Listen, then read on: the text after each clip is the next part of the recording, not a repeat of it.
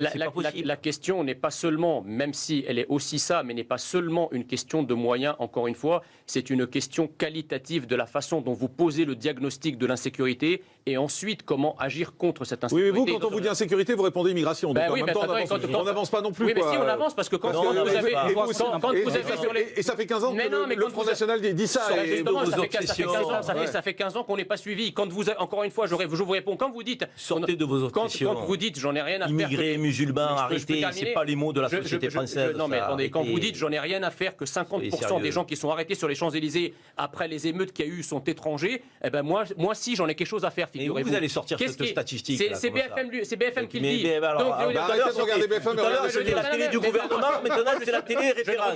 Tout à l'heure, c'était la télé du gouvernement, maintenant c'est la télé référence.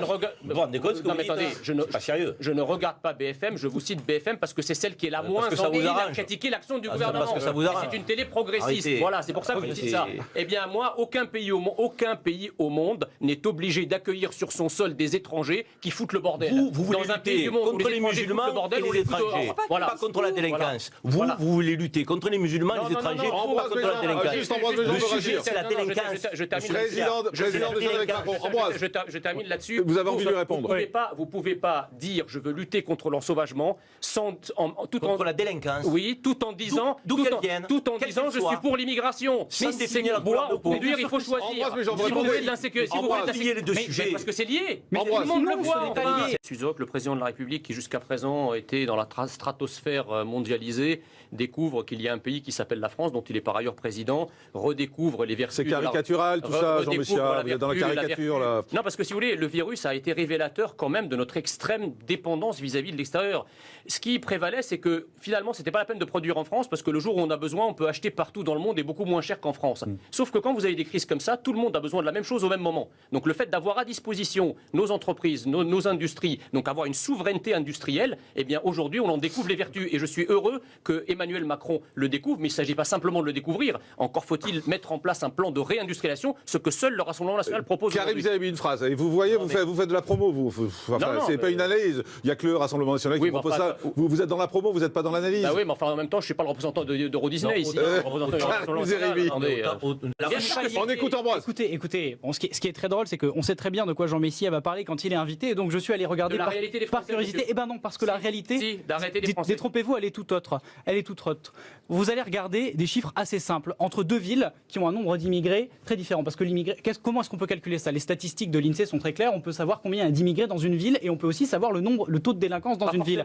Et je suis allé voir. Monsieur, c'est quoi la définition d'immigré? Les migrants, ce sont des gens qui sont arrivés en France. Non, c'est quoi la définition de l'immigré? Parce que si vous savez pas de quoi vous parlez, c'est pas la peine de parler. Donnez-moi la vôtre. Non, allez-y. Ce sont des gens qui sont arrivés en France. Non, monsieur, moi je suis immigré, je suis de nationalité française, par exemple. Les statistiques ne prennent pas en compte. Donc déjà, commencez par apprendre ce que signifient les mots avant d'en parler. Non, mais moi j'utilise la définition de l'INSEE. Non, mais la définition de l'INSEE, je la connais très bien. Elle est issue du Haut Conseil à l'intégration qui dit qu'un immigré... Très bien, attendez, parce que du coup, en fait, c'est un débat sur la sécurité, on en revient à un débat sur l'immigration.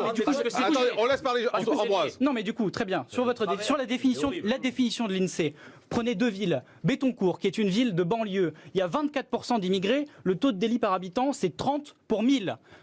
Prenez Caen, 5% d'immigrés, le taux de délit par habitant, c'est 70 pour 1000. Parce qu'il y en a assez quand même d'avoir des chiffres du Front National. Il y en a assez. Ethnique, arrêtez de dire n'importe quoi. Un immigré peut être de nationalité française. Mais parce que la République ne reconnaît pas vos statistiques ethniques. Et Dieu merci, donc vous pouvez pas en parler. En fait, ce que Jean Messia veut faire, il veut remettre en cause notre idéal républicain qui consiste à ne pas définir un Français par ses origines. Lui, il voudrait qu'on aille chercher...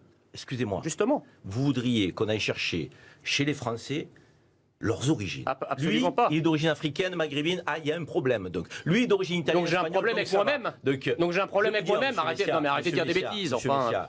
Luttons contre la délinquance. Arrêtez de dire des bêtises. Ça veut dire quoi? Luttons contre les crimes. Ça veut dire que luttons contre ceux qui veulent dévoyer les règles. Mais justement, une grande majorité, une grande partie, une religion. Une grande partie du mal à la France. Une grande partie des délinquants. Attendez, un par un. Une grande partie. Attendez, Jean Messia, laissez-le finir. Vous mettez à mal le pacte républicain. Vous mettez à mal la cohésion nationale. Je suis désolé, si on veut faire France ensemble, c'est contre la délinquance, sans distinction de couleur de peau, de religion ou d'origine. Luttez contre la délinquance. Luttons contre la délinquance. Mais Jean Messia, le problème Jean Messia, le problème c'est que vous voulez pas. Jean Messia, le problème c'est que vous voulez pas lutter contre la délinquance, vous voulez lutter contre l'immigration. Parce que c'est lié. Mais c'est pas vrai. Mais vous ne l'avez pas. Vous ne pouvez pas le prouver. C'est pas une réalité. Tous les délinquants en France sont issus d'immigration. Non, je dis qu'il y a certaines immigrations maghrébines et subsahariennes qui posent problème. Voilà, mais j'ai toujours dit ça. Non, j'ai toujours dit ça. Jean Messia, quand vous me dites vous êtes contre le pacte républicain, vous êtes contre la France, etc. Mais attendez, c'est quand même pas nous qui avons provoqué le capharnaüm que vivent les Français aujourd'hui en matière migratoire et sécuritaire. C'est ceux qui ont été au gouvernement. Ambroise Béjean, Ambroise. La question n'est pas seulement, même si elle est aussi ça, mais n'est pas seulement une question de moyens, encore une fois, c'est une question qualitative de la façon dont vous posez le diagnostic de l'insécurité et ensuite comment agir contre cette insécurité. Oui, mais vous, quand on vous dit insécurité, vous répondez immigration. Donc en même temps, on n'avance pas non plus. Oui, mais si on avance, parce que quand vous avez sur les... Et ça fait 15 ans que le Front National dit ça. Justement, ça fait 15 ans qu'on n'est pas suivi. Quand vous, encore une fois, je vous réponds, quand vous dites... Sortez de vos obsessions. Quand vous dites j'en ai rien à faire... Immigrés, musulmans, arrêtés, c'est pas les mots de la société française. Non mais attendez, quand vous dites j'en ai rien à faire que 50% des gens qui sont arrêtés sur les Champs-Élysées après les émeutes qu'il y a eu sont étrangers, eh ben moi si j'en ai quelque chose à faire, figurez-vous. Vous allez sortir cette statistique. C'est BFM qui le dit. Arrêtez de regarder BFM. Tout à l'heure c'était la télé du gouvernement, maintenant c'est la télé référence. Tout à l'heure c'était la télé du gouvernement, maintenant c'est la télé référence. Vous rendez compte ce que vous dites?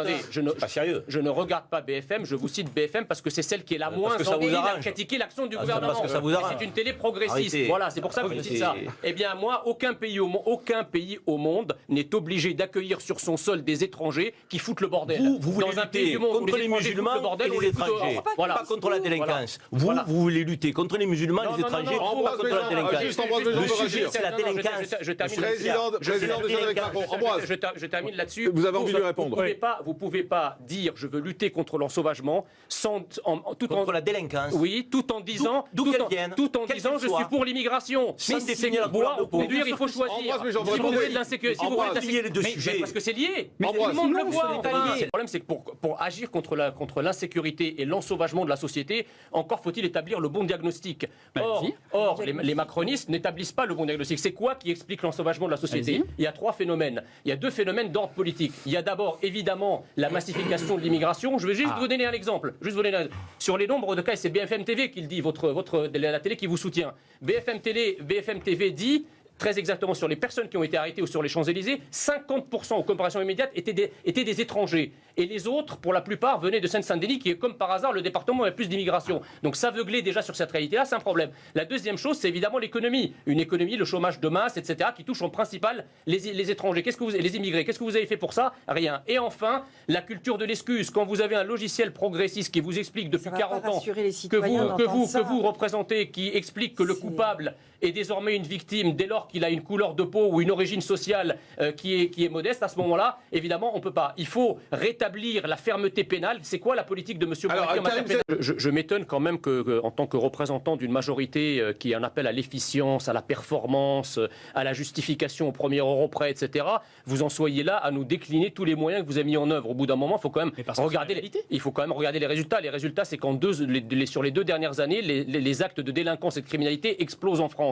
Donc ça, c'est un fait. Vous pouvez pas. Oui, j'ai les chiffres. C'est votre propre ministère de l'Intérieur qui le dit, Gérald Darmanin. Ça, c'est la première chose. La deuxième chose, c'est que vous pouvez pas dire que c'est des faits divers. C'est pas des faits divers. À partir de combien de faits divers vous allez parler de phénomènes, et à partir de quand ce phénomène sera véritablement un fait social? Or aujourd'hui, c'est pas des faits divers, c'est des dizaines et des dizaines. Ouvrez les canards locaux et vous verrez ce à quoi assistent les Français et ceux Alors dont justement, le problème, c'est que pour agir contre l'insécurité et l'ensauvagement de la société, encore faut-il établir le bon diagnostic. Or, les macronistes n'établissent pas le bon diagnostic. C'est quoi qui explique l'ensauvagement de la société? Il y a 3 phénomènes. Il y a 2 phénomènes d'ordre politique. Il y a d'abord, évidemment, la massification de l'immigration. Je vais juste vous donner un exemple. Sur les nombres de cas, c'est BFM TV qui le dit, la télé qui vous soutient. BFM TV dit...